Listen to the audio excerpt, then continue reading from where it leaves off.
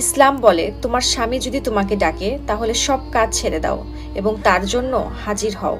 ইসলাম এটাও বলে তোমার স্বামীর জন্য তুমি প্রস্তুত থাকো এবং সাজো গোজো নিজেকে পরিপাটি রাখো। বলা হয়েছে প্রত্যেক নারীকে বাহিরে লজ্জাশীল হতে হবে এবং ঘরের স্বামীর সামনে প্রেমশীল হতে হবে। এখন যদি আপনি আপনার স্বামীর সাথে প্রেমশীল না হন, প্রেম না দেখান, তাহলে পুরুষরা তো প্রেম খোঁজার জন্য বাহিরে যাবেই। আমরা যখন বাহিরে কোনো অনুষ্ঠান বা দাওয়াতে যাই তখন স্বামীকে 2 ঘন্টা বসিয়ে রেখে সবচেয়ে সুন্দর পোশাক পরে নিজেকে পরিপাটি করি।